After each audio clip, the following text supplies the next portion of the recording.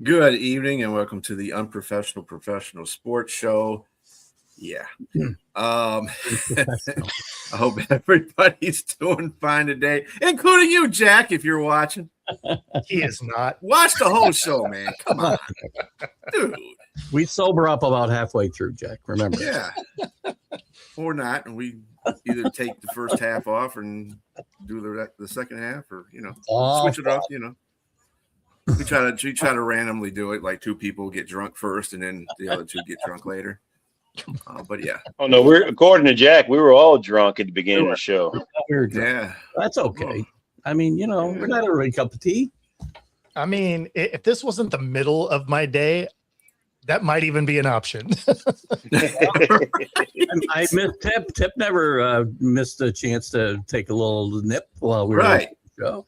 Yeah, true. This is true. Yeah. Although now that he has to be in the stadium all the time, he doesn't get to do it. I'm gonna tell him, hey Tip, if you're out there watching, man, we miss you. Come on back, buddy. Yes. Once or twice a year, hard, bro. Tell him stop working so hard. Yeah, right. Anyway, so in the life of sports, we go. We're gonna start off with the Final Four.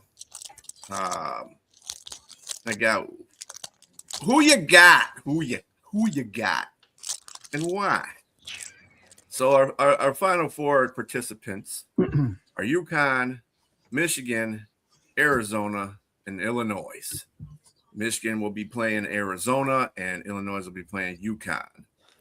I'm gonna go with James first. What you got in this out of those two sets of teams?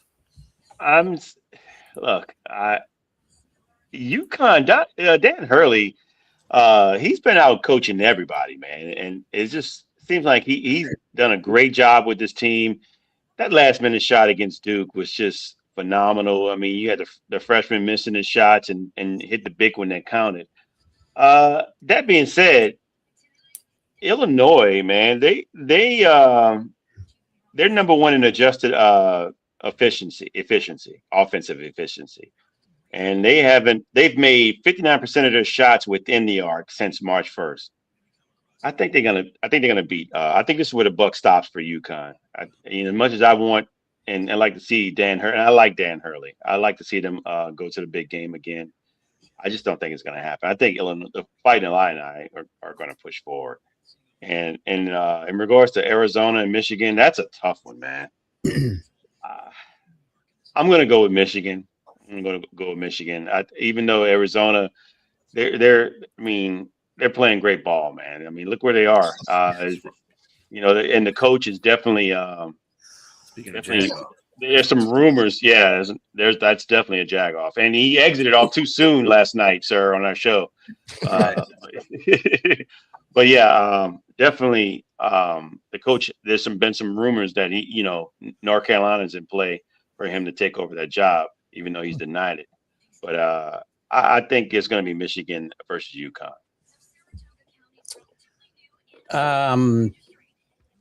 Sorry, not UConn. Michigan versus the Fighting Illinois.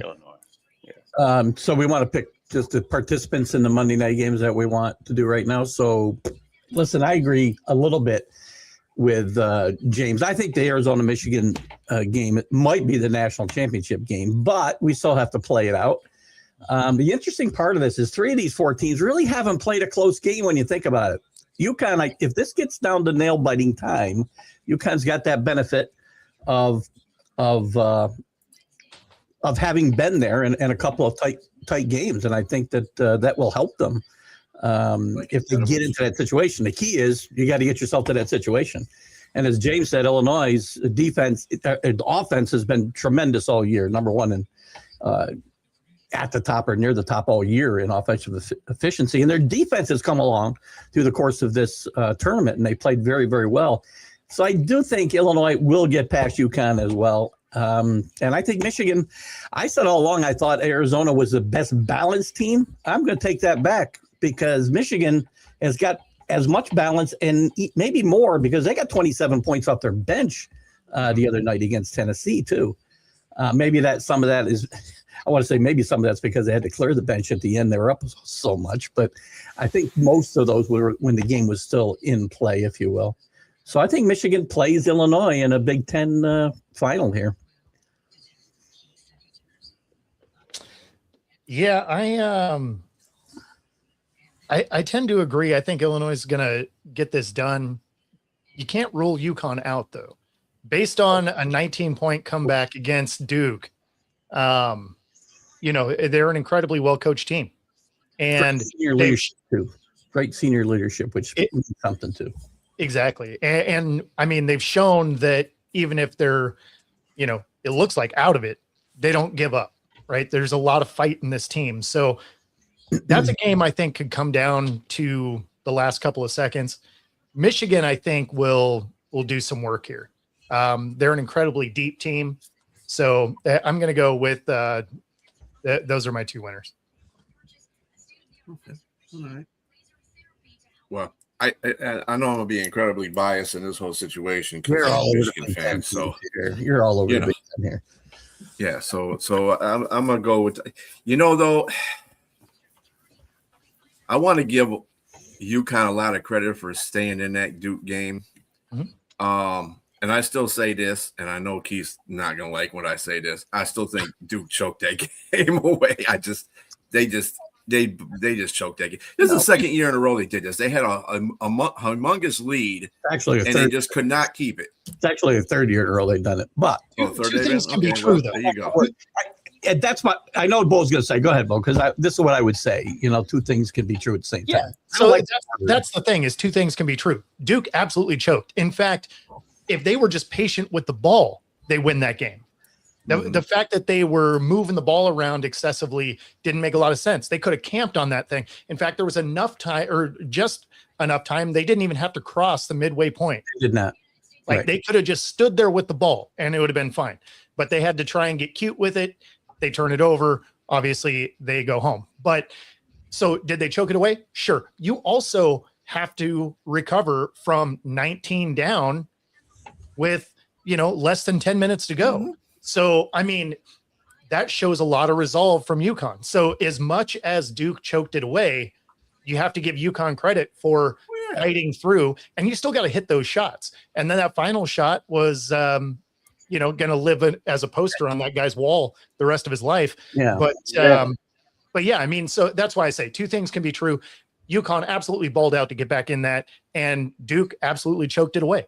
And that's why when I get worked up over the word choke, right, it's kind of because it kind of implies that the other team had nothing to do with it. Exactly. Right? And it's not just you. This is in general, we get this way in sports, right? When a team blows a big lead or something, you know, abnormal happens, we tend to blame the team that, you know, had the misfortune happen to it without giving any credit to the other side. And there's got to be credit to both sides. Yes, Duke definitely, especially in those last few minutes.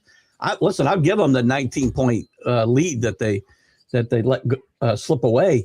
In the last minute, though, they definitely, you can use the word choke if you want. I just don't like the word, I guess, right? They mentally froze, and the fact that they didn't know what to do. And part of that's and John Shire took perfect credit for that. John Shire's standing there watching that, and I love this guy, and I think he's a great coach.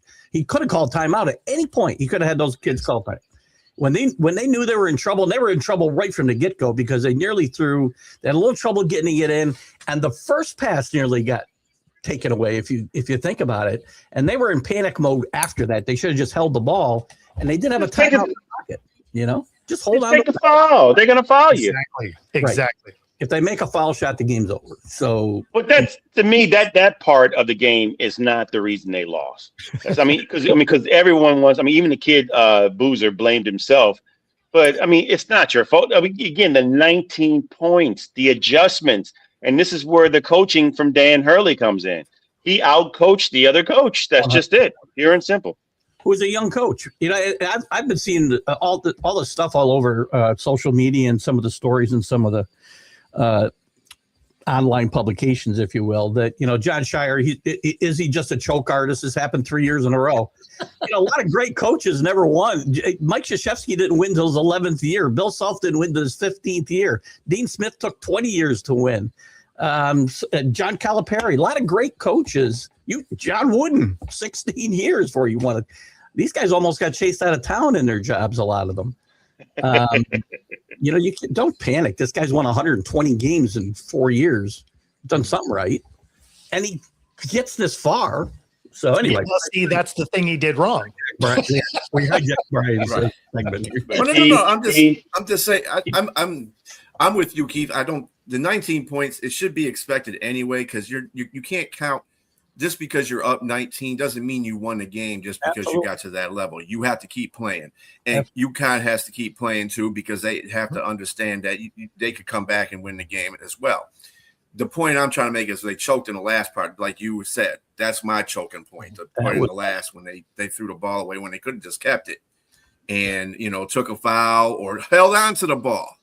I mean, there's only 7 seconds left. So that's on the coach. That's on the coach. It's not everybody. Coach is supposed to tell the players, coach first. Don't do just do this. I just need to have a game plan. Players, they're passing the ball around. I mean, because again, the game games, right? Yes. But I mean, again, the coaches they saw what was happening, and I think you could have got a timeout called as well and kind of regroup. Right. Yes. Yeah, so I'm just going with I'm gonna do a Big Ten too. I mean, it kind of looks like that as the brackets were unfolding. I was kind of thinking that might be the case because we had a lot of Big Ten teams in the like the elite or the Sweet 16 down to the Elite 8. Mm-hmm. So I was thinking, yeah, that would be good. I was wanting Michigan to play Purdue again.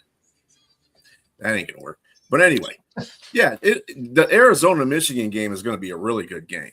Should be. And Arizona can win the game just as much as Michigan can because Arizona's a really good team. They're really good. They're basically built the same way. So it's going to be a juggernaut fight, that's for sure. But I have Michigan and Illinois. Yeah. So let's see here. By the way, okay, we already took care of that point. Right when we're going to go now is to the MLB news and scores. I believe that Mr. Bo here has a little clip for us about Buckner. Yeah, so he's been killing it as a behind the plate ump so far this year, missing all kinds of stuff. Certainly a few pitches in a row, 2 of them to Suarez to start this thing off, which was entertaining in itself. But this clip here has him not behind the plate and might be the most egregious miss so far this season. Now, we're only 6 games in, but that being said, this is Angel Hernandez level failure right here. Oh, and out of the glove of Williamson. Throws it first. It's wide. It's backed up by Fortes. That should be a base hit for Bowers. Runner did not touch first base and then was put out. And I think that is the horrendous call. Where is C.B. Buckner looking? He's not even looking at it. Why would he even say that? C.B. Buckner was not even looking at the play. He stepped right on top of first base. I'm not sure what C.B. Buckner's looking at there. That call. Kevin Cash is laughing. Look at Murph. Those 2 guys are laughing. I can't wait to see that text chain between those 2 guys. Yeah. Now, when 50 shot of being right.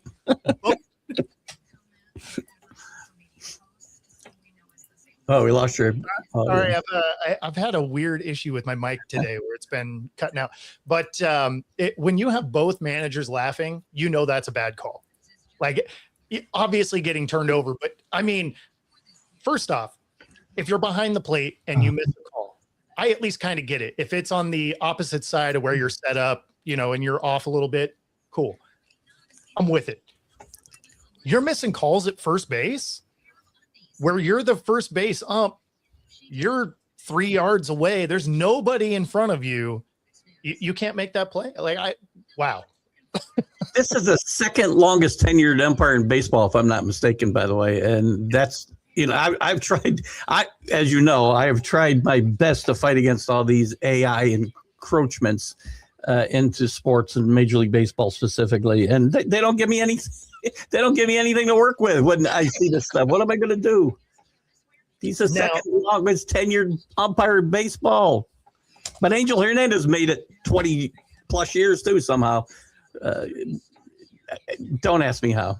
I mean, I think they'll end up doing the same thing to Buckner that they did to Hernandez, where, the union basically makes it so that they can't fire him, but then they start taking away, you can't be in a World Series and you can't be in playoff games. And now you can't be in the All-Star game.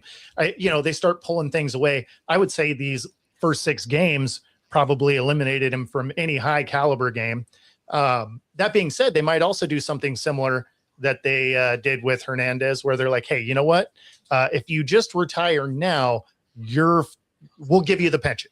Like, we'll give it all to you. We don't care. Just stop showing up to games.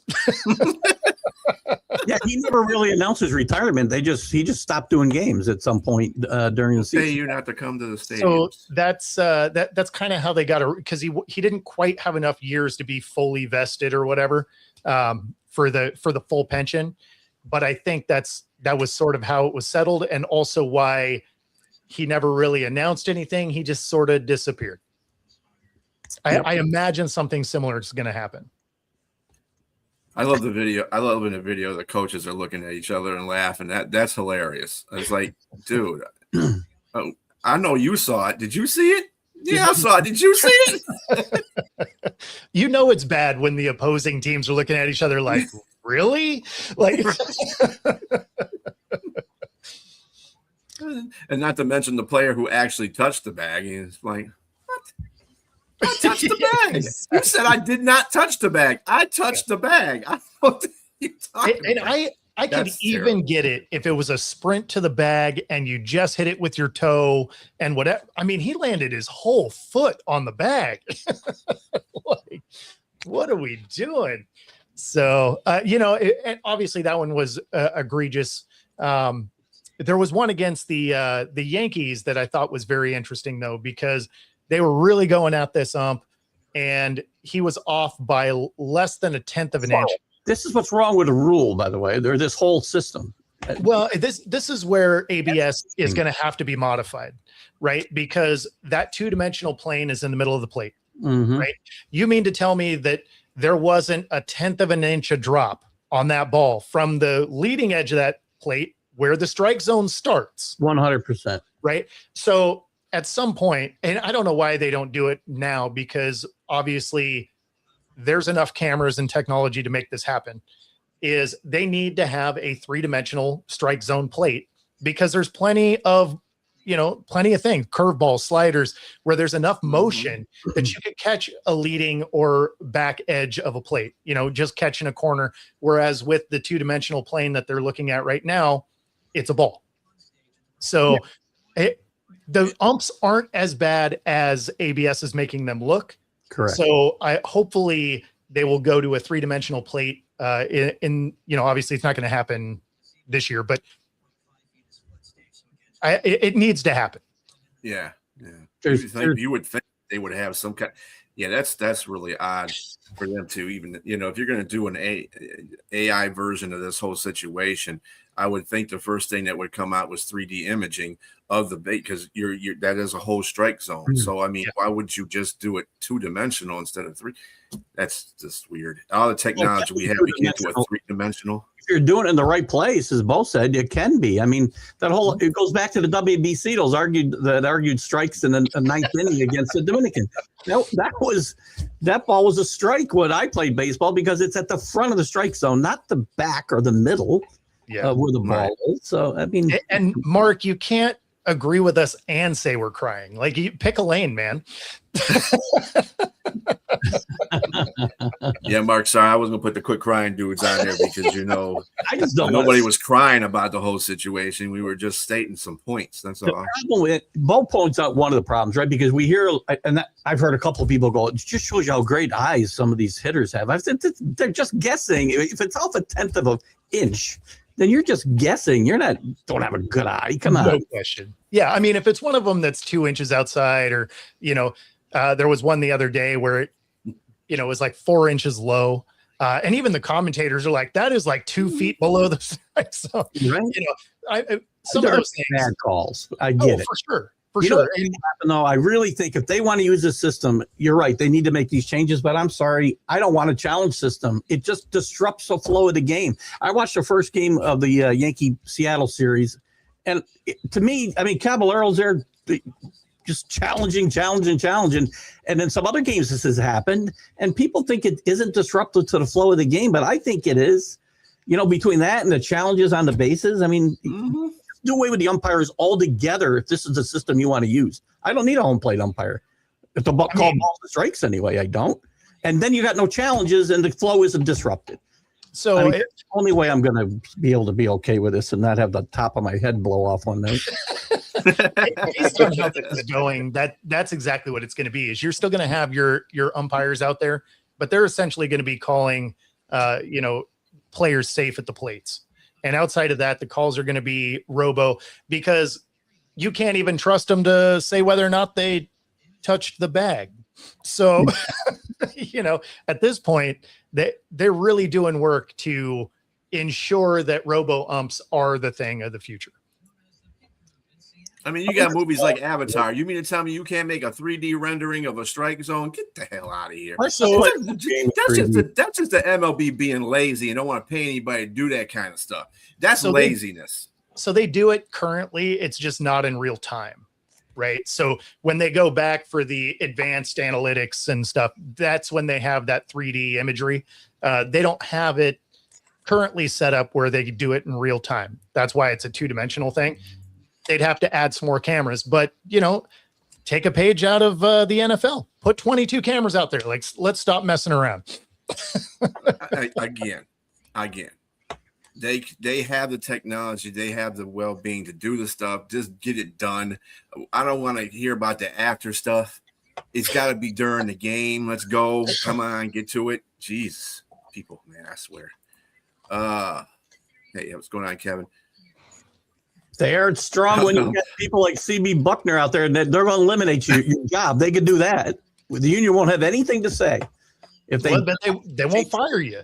They won't fire 10 you. years, there won't be any umps out there. Yeah, well, that's the thing about the union. The union has no say in whether they take away the right to call balls and strikes from umpires or use robo umpires in general for everything in baseball. The union can't say yes or no. Yep. So they can file a grievance. They could take them to court. Well, that won't. We eliminated your job. Sorry, that's what's going to happen now. And they already, kicked the door open on that by allowing the ABS anyway.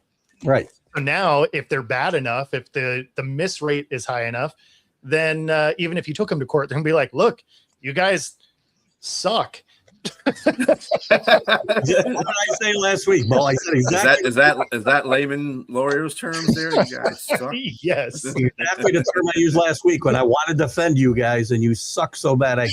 Exactly. Oh, yeah. Okay, in the major leagues today, your scores were the Tigers lost to Diamondbacks 1-0. Yankees are at the moment beating the Mariners 4-2. Not 4-0 anymore there. Oh, did they just hit one? It hasn't Yeah, updated I on my guess phone yet. Something, yeah. Oh, The well, they did it. Padres are currently leading the Giants 3-1 at the bottom of the 8th. Later on tonight, the Minnesota Twins are taking on the Royals, and the Guardians will be taking on the Dodgers at 8:20 p.m. We have the final scores. The Braves beat the Athletics 5-1. Baltimore has beaten the Rangers 8-3. The Pirates beat the Reds 8-3. Philly beat the Nationals 6-5. The Rockies beat the Blue Jays 2-1. How about the Rockies, by the way? Whew. They destroyed them in one game, and they beat them in 10 innings in another game. I don't know what the Rockies are. It's a beginning of the season. We'll I was wait. like, calm down. Yeah. 150 plus games left. Yeah. Self-destruction in 5, 4, 3, 2. 100%. 100%. The Marlins beat the lowly White Sox 10-0. The Cardinals beat the Mets 2-1 in 11 innings. Brewers beat the Rays 8-2. Astros beat the Red Sox 6-4. How about them Astros too? Beginning of season though. 6-2. The Cubs beat the Angels. And those are your scores for today. Couple of pitchers that are Cy Young candidates for this year had some, I would say, rough outings. Skubal gave up a home run in the first inning, and that was the difference in the game. Well, thanks to the rest of the team not being able to hit. Thanks a lot. Anyway, at least you're not bitter about it. I'm not. You know, we got all these games left. I mean, whatever. I don't think you can barbecue somebody for a bad outing, their first outing of the year. Like I feel like we can relax a little bit. Baseball is a marathon.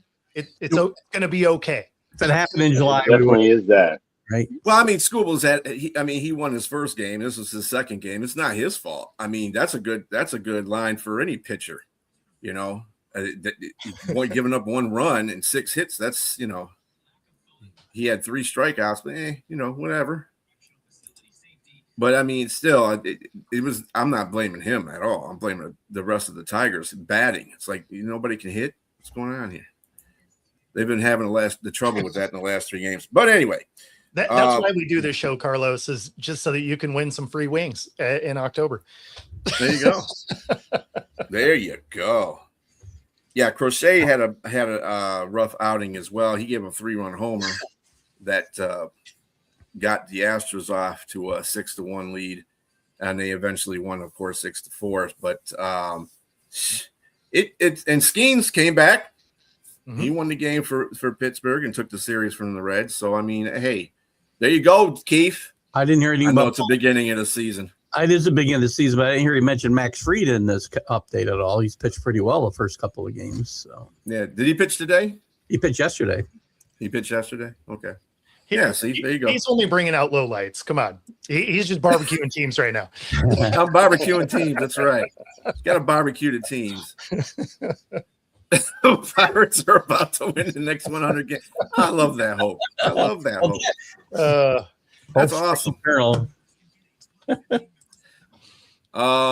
Before we get off the MLB, does anybody else have anything they wanted to add to it or what they noticed besides the ABS? And that's been my main focus, I think, is finding ways to not the ABS. The umpire's giving me no opportunity to do it. So, the Mariners are what I expect the Mariners to be this time of year. One note, yes, your rookie pitcher who started Saturday, Sunday, I think, pitched 6 no-hit innings and 9 strikeouts, and as is the want in baseball, now we don't give him a chance at history. We just pull him because he threw 97 pitches. So, yeah. He had some good moments in spring training too, because when he pitched against the Rangers, he was throwing right at about 99 miles an hour, and so that's been a shiny moment. Cal coming back to earth was, a known quantity. Everybody was like, oh, he's going to do this. It's like, people don't set records 2 years in a row. Like, that's not generally how that works out. So I figured he'd be a 35 to 40 home run guy this year, which is still a great year. Like people are acting like I'm hating on the guy. Like that's still a fantastic year. Although it would be nice if he made a little more contact with the ball. Having 3 hits through 6 games is not ideal. It was a little odd, though, I thought, to see him get benched against the Yankees in that first game of that series, 4 or 5 games into the season, benching. I'm going to listen to Yankee broadcast, remember. It seemed he wasn't too happy about that benching, but I mean, he shouldn't be. At the same time, he's batting like 105. Yeah. So, I mean, I think he got a hit pinch hitting in it. I think he got a hit that night, pinch hitting. Yeah. So he got 1 hit in the last game of the Guardians, 1 against the Yankees. And then he got 1 today. So he actually drove in the 2 runs for the Mariners that just came through in the 8th. So, so there you go. He's got 3 hits in 7 games, which is still going to be somewhere in that like 125, 130 mark, I would imagine, as far as a batting average. So not exactly lighting it up. Well, if you look at it differently, though, he's got 2 hits in the last 3 games. So, it kind of goes with your video earlier. Which still is not lighting it up. Like, well, the big dumper is climbing out of the dumps, so give him time. Yeah. He'll be all right. All right, switching over to NBA news and scores. Of course, we're winding down the season. I think we got about 9 more games left, 9 to 8 more games left here. Your conference leaders right now for the Eastern Conference are the Detroit Pistons, the Boston Celtics, New York Knicks, and the Cleveland Cavaliers to round your top 4 off. And in the Western Conference, we have the OKC Thunder, San Antonio Spurs, the LA Lakers, and the Denver Nuggets. The close race right now between OKC and the Spurs. I mean, wow. The Spurs are just like, hey, you make a mistake, we on you. That's all we were waiting for. You make a mistake, we on you. So, unfortunately, OKC doesn't have to play San Antonio, so it works out for them a little bit. They got the toughest schedule in the league right now as far as the last few games. So, we'll see how that works out for them. Today's games are going to be the 76ers at the Wizards, Hawks at the Magic, Celtics at the Heat, Knicks at the Grizzlies, Pacers at the Bulls, Bucks at Houston, and the Sacramento Kings at Toronto Raptors. So anybody got anything on those? Anything interesting coming through for your teams? Watch out for the Celtics. I'm not saying that they're having problems, but the usage rate of Jason Tatum has been high, and he hasn't been like I guess on par to be like the great Jason Tatum as he was prior to the injury. And they were, from what I understand, they were doing a lot better when he wasn't in the game, and they should take some of his minutes away to allow Jaylen Brown. And he and the others, as Shaq likes to say, they were doing much better when he wasn't there. So I mean, just he's coming along, but it's not. It might be more. It's probably hurting him a little bit more than it is benefiting him playing in the game and the amount of minutes that he's scoring. I mean, that he's playing and not really scoring. So the usage rate is not really good for Jason Tatum. So that'd be something to watch. That was an interesting game the other night with the Hawks. In fact, I think they played 2 times in the last week or so. I think they split that series, but the Hawks with a nice win the other night against the Celtics, and the Hawks are playing really good basketball as we hit the stretch. And the Knicks can't be a contender. Lose it is under That's crazy. That's crazy about the Hawks that Kuminga is playing. Their Hawks are playing much better with Kuminga than they were with Trey. I can't think of Trey's last name. Trey Young. Trey Young. Thanks. I mean, I think the best series of this is going to be the Western Conference Finals against the Spurs and OKC. Like, that's your championship, and then the consolation is whatever Eastern team's going to lose to them. Basically, at this point, yeah. I mean, do you think nobody wants to play the Hawks right now if the playoffs were to start today? I know Knicks. The Hawks are just playing fabulous. I'd rather play the Cavs than the Hawks as a Knicks fan. Yeah, I'd rather play Cleveland and the Knicks rather than the Hawks right now.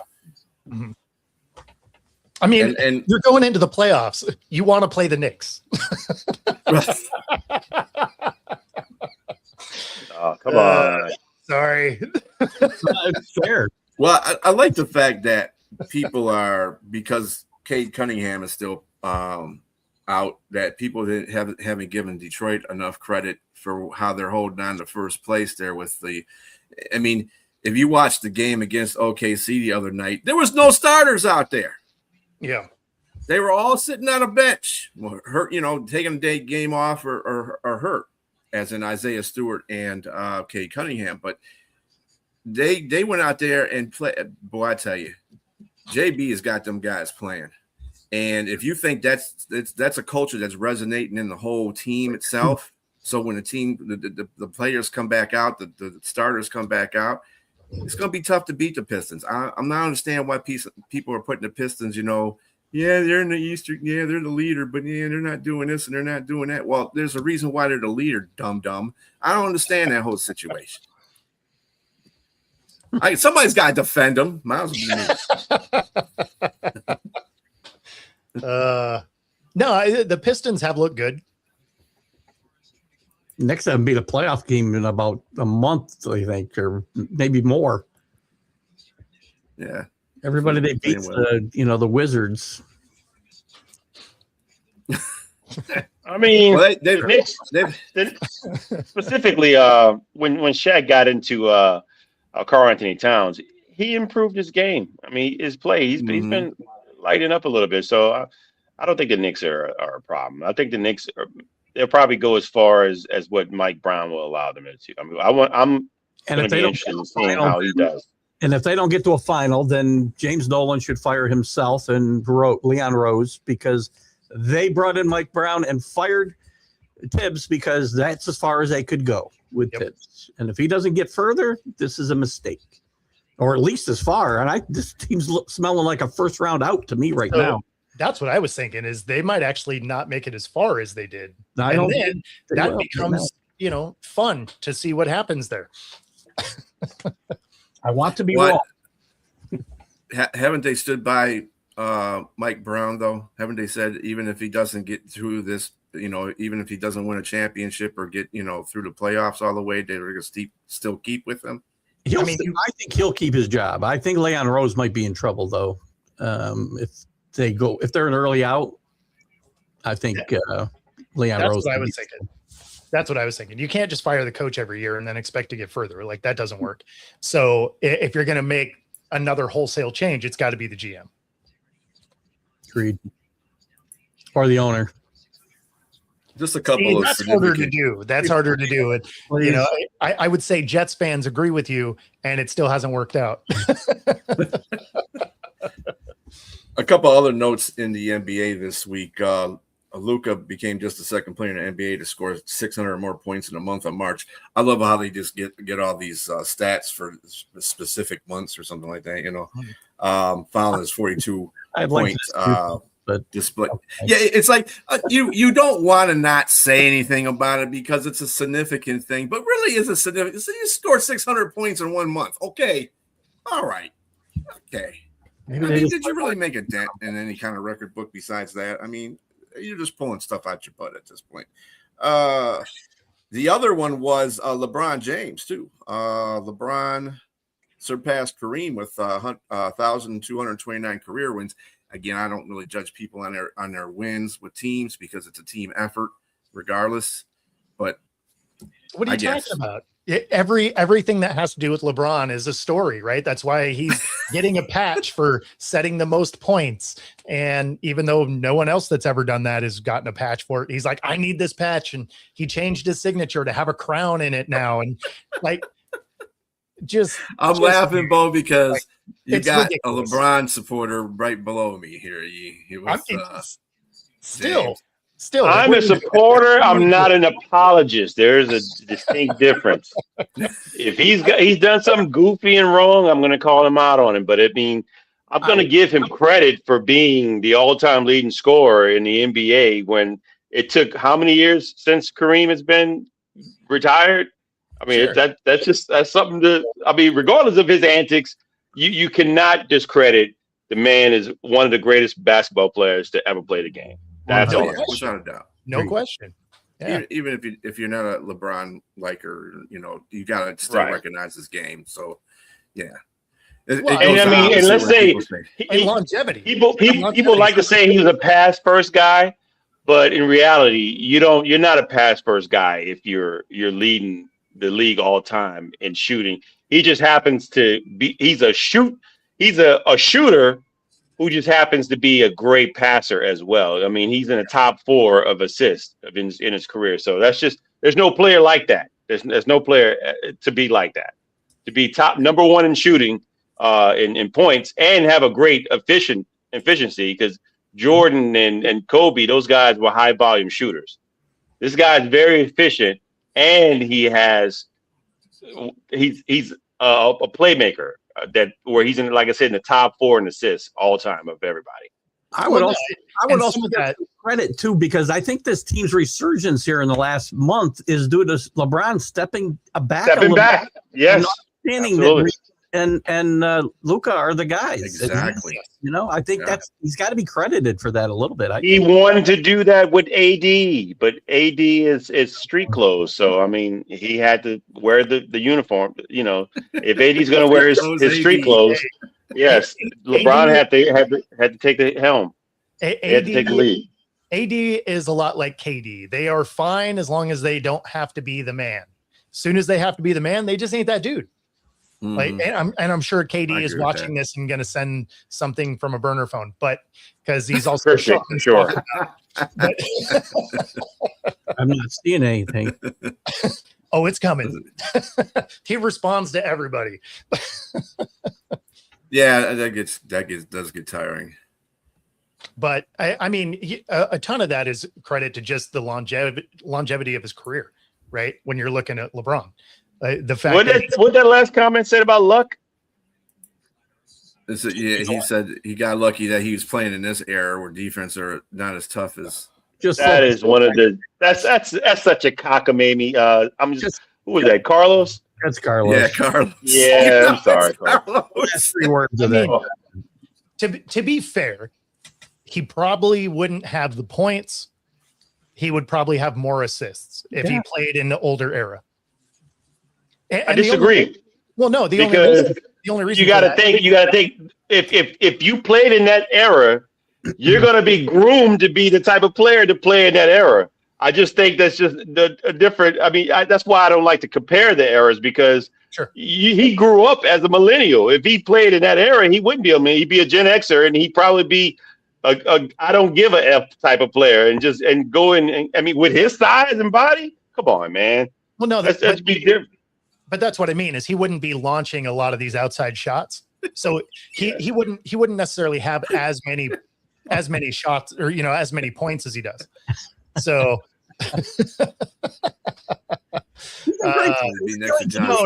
he would not be that. Jay, I'm going to disagree with that name you just gave me. Come on. Exactly. Yeah, no, he would not have been the next Stockton at all. He's not that type of passer. But if he was playing back in that era, he wouldn't be jacking as many threes up as he does, because that game was designed about actually attacking the boards. So I don't think he would have as many points. He probably would have similar assists, though. And that's not to take anything away saying he couldn't play in that era. That era just didn't use the 3-point range the way that this era does. He would start in any era. It's just ridiculous. And it's ridiculous to worry about whether he's the next MJ. Who cares? Their games were different. Well, he cares. Distinctly different. I mean, he's more, if you had to compare him to somebody, he's more like Magic or Oscar Robertson or someone like that. 100%. I think Oscar Robertson would be a really good comparison. And I don't know that he's that good, but by the way, he's playing against better athletes than Oscar did. For sure. True. I couldn't be in the school. I'll give the new school a little bit of credit. He gets that comparison because he wants that comparison. Well, he shouldn't. He should be happy being the first LeBron James. He is not. So he's just continuing I want to be like Mike. Oh, thing. yeah. I want to be like Mike. Anyway, but speaking of the Lakers, do you think that they have a chance to? Okay, let me put Lose this in the way. finals. A real good chance to get to upend the Thunder, upend the Thunder or the Spurs. I wouldn't discount the Lakers or the Nuggets right yet. I would think. I agree with you. Upset somebody. I agree with you, Keith. And they're playing. It's really going to depend. If you're talking about the Lakers, it's going to depend on the play of a key player. Let's just go back to 2020 in the bubble when Rajon Rondo was a very key player for the Lakers in their championship run. Marcus Smart is that guy. He's that guy. I think he's the cog that they need defensively specifically, because no one else is going to be defending on that team like him. Right now he's not playing. He's injured. If he comes back, he's going to be a big key to their opportunity to win a championship if they have an opportunity. They have time. They have an opportunity. There's some holes in OKC, and there's some holes with the Spurs too. I mean, they're not all top and just guaranteed to win, but they are the favorites. One of those two teams, I would To your think. point, Rick, it kind of squishes everybody anyway when you put the banners up there, so it works. Is either this way. better? And Jay, yeah, I mean, What? to Jay's earlier comment there, some of it is LeBron versus the press, but some of that is created by LeBron. So Yeah. it's just that's part of it. It's the same problem that you end up with Westbrook and KD with the press is they help feed into the issue. They create a storyline. You're telling the wrong person. Keith doesn't like to hear anything about somebody looking old. I will tell you that there were guys at Michigan State when I watched them play that looked older than Marcus Smart. So there are some old guys playing college basketball too. We'll have to look into that. Enough with the ageism. Enough of that stuff on this show. No ageism stuff. All right. So from the NBA, we are going to go to the NFL, and the biggest topic going on right now is the replacement refs. Yep. This is going to be a disaster. This season is going to be a disaster. I can tell you that right now. Let's go. It's going to be bad. Bring on the chaos. I don't know. I don't know what you guys think about this whole situation. I think you should. I mean, refs need to be paid a full-time salary. This is my opinion. 100%. They need to be paid a full-time salary. They need to be full-time. They don't, if you got another job. Is this like the movie The Replacements? Is this a similar situation? Refs. Yeah. Oh, so we got scabs coming in. Yeah. So do you remember? A decade ago, this happened, and what brought the normal refs back actually happened here in Seattle. Monday Night Football, right? Monday Night Football. Yeah. And it was the final play of the game, the Fail Mary, as it's routinely called. Golden Tate. Was Am I right? Seattle and Green Bay. Yep, Golden Tate. Golden Tate. Yep. Yeah. And they called it a simultaneous catch. That thing was a pick, but but it went down as a touchdown. Seattle wins. Now, as a Seahawk fan, I was still like, right. I mean, all righty, No. It was not it. Like you're watching it and you're just like, this is the officiating we're getting. This is rough. We benefited from it, but it was like you were watching it and you're like, I've seen simultaneous catches. Come on, what are we doing? So that's a stretch. Yeah. So they're on strike right now or something? No, but the contract isn't getting signed, and they just approved the ability to bring in replacement refs. So they're going to be interviewing D1, D2, and D3 refs like they did before. And the problem was before there was a lot of missed calls all around the league, and the one that really just punched the ticket to bring the old ones back was the Fail Mary here in Seattle. I don't remember. How long did that go on? Was it 5 weeks or something? Do you remember, Bo? What's that? How many weeks? How long did it go on? Was it 5 weeks? Yeah, I think it was week 5, roughly. Yeah. It was funny because we were absolutely complaining about him in every game leading up to that, and then that game happened. And you're just like, okay, this can't go on. Yeah, no, I mean, I'm not like I hate bad officiating, whether we benefit or not. Like, it's not what I want to see. I don't want to see the Zebras affect the game. Well, being a person that's in the NFC North, I kind of enjoyed that. How about giraffes? I mean, that's what we're gonna have out there, so maybe they can see better, higher vantage point. More like hyenas. Yeah. It's like the official. Yes, yeah, it does, doesn't it? Yeah. It's not. I know they're not giving out egregious bad calls. Well, I can't say that because New Orleans could attest to that fact. You know, Oh, please James, don't remind me, man. Yeah. Oh, The calls benefit the line. I know that's right because we never get Yeah. any damn calls. It's just like we get screwed out of stuff all the time. But hey, you know. Appreciate it, Joe. I'm surprised you're still awake, man. He's tuning in from Italy. Italy. Hey, Wow, Joe. cool. What about Italy not making the World Cup, man? Dang, 3 days, Yeah. 3 times in a row. What's going on with Yeah. them? Accused on hating on the Italians a couple weeks ago. I got nothing to say. yeah, exactly. Yeah, Karma, baby, karma. I got a buddy here. I got a buddy here at work with me that's Bosnian, and he was sweating for a moment there. Man, he's like, James, they won, man. And I was like, oh, cool. All right. No, we were giving Joe a bad time this morning because of this, and we're like, oh, exactly. And we're like, how about that? You guys are better at baseball than soccer. Hey, don't put me in this. I was just asking a question. That's all I was asking. I was asking. Joe came on. He just happened to be the person in the line of fire because I was going to have that as a question, but I didn't think it was going to get much traction because really, you know, it's the World Cup. So, but thank karma, you, Joe, baby. for bringing yourself on here so we can talk about that for a minute. It's your fault, buddy. No.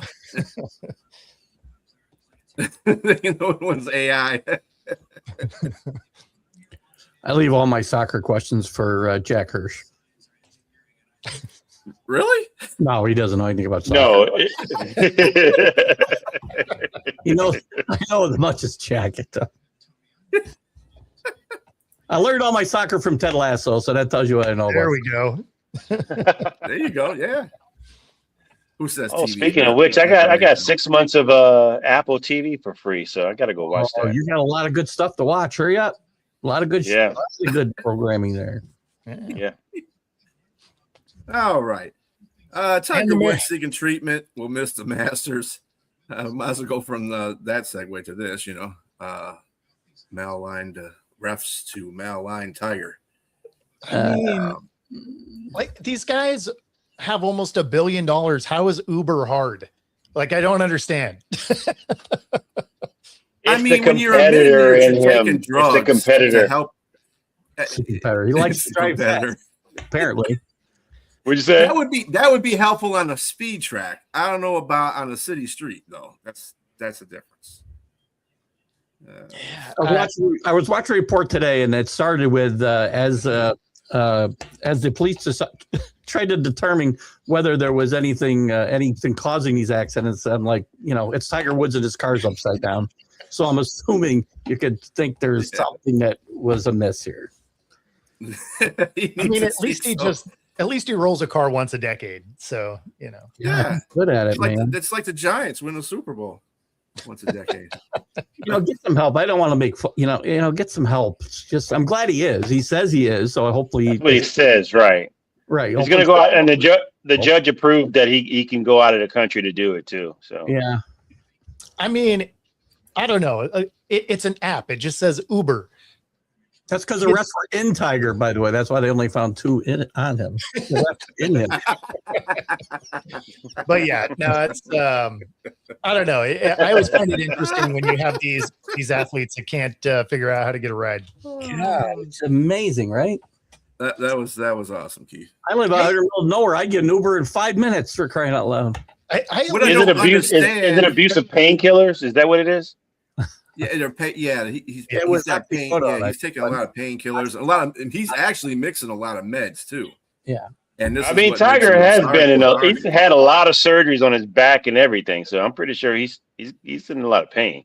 Well, he's probably for all these things, but that doesn't mean, Bart Favre had scripts for all of when he was taking the Oxy. Yep. Yeah. So. Oh, but that was Brett Favre when he was taking it. They were giving the scripts out like it was nobody's business. So. Oh yeah. You doctor shop and you get all you need. Well, I mean, we could do that. Billionaires can do that. They don't care about all the med scripts and stuff like that. And hey, I'm Tiger Woods. I want some of those. I want some of those. I want some of those. Sure, why not? You're in pain. But see, the thing about this is, I'm he's not Charlie Sheen. Who the hell is this? Where'd that question come from? What? That's Jack Hirsch. Now that would be amazing. Is Jack the pimp? He's trying to send him salt. He's asking if we need him. Oh, that would not be me, Jay. That would not be me. If you you ever watch those cartoons where they come out and they ask a question and everybody takes a step back, that would be this group. So if you're asking me about golfing on Wii, man, I'll take anybody here. But I mean, if I'm actually getting on the course, if you want to hit the real golf course, I'll put my ass on Wii for a couple of dollars. Yeah, actual golf course, no. Nah, I probably still get my ass kicked, but anyway, we'll be out next week, hopefully. Exactly. Yeah, I leave whatever hole I ran out of balls on. Got my Callaway's right here. I got to put my little mark on. So okay. There you go. Ready? You ready? Yeah, Keith is. Yeah. You play golf too? No, I do extraordinarily poorly because I actually play around a golf about once every 5 years. In fact, I make sure that I go and get some range balls because I'm going to donate them back to the place anyway. Bo say you do extraordinarily poorly. I'm just extraordinarily poor to play that game. I can't afford golf at all. Oh no! I go to that's a very expensive game for sure. I go to bad play. courses. It right? is. Like I go to the cheap green fees because you're out there shooing away ducks to take your shot. Because I know that one, I'm going to ruin their course and I'm going to lose every ball that I have. So basically, I'm going to follow the beer cart and rally their golf carts and then be done whenever it happens. So you saying your field that you go to, it looks like Candlestick Park when the way that field looked years ago. Okay, 100%. Pretty gnarly. I mean, yeah, everybody can golf when they're drunk. Well, it certainly helps. Swing at it. Take a swing at it. It's amazing how we got Tiger and golf in this whole situation. And but to answer the question, yeah, the thing that bothers me about Tiger is that you're taking these, and he's admitted to doing that before he drives. Yeah, and I'm like, dude, why are you doing that? If you know this is it's gonna make you lethargic, why are you doing this? That's irresponsible, in my opinion. You could, like Bo said, drive. I mean, he can have a driver. He doesn't even need Uber. He can have a driver drive him all over the place. Exactly. So I don't know. He that's what he needs. He needs a little bit of mental readjustment too, because that's just crazy to me. He needs to retire and go about it. Michael's from the UK. We got him from everywhere tonight. Michael's from the UK. Yeah. We got Italy. You got Italy. Boys. Dangerous. Wrapping up this hour of the Unprofessional Professional Sports Show. I'm glad everybody could join me today. I am BA with Bo Crouch, Keith Ingle, James Martin, and of course Keith's coming up next with his college today, right? That's right. College thing today. So sports take a gander at that. Yes. I'll be on, Keith. I'll come follow you, sir. And just in case he's on, hi Jack. Hi Jack. He is not, even if he was, he's not now. Right. He's definitely no. That would have been done in 2 minutes. Oh yeah. Initially. Well, actually, we started off very professionally tonight, I thought. Yeah. Don't. That's the whole point, though. That's the whole point. But anyway, everybody have a good evening. We'll see you next Wednesday. Same bat time, same bat channel. See you guys.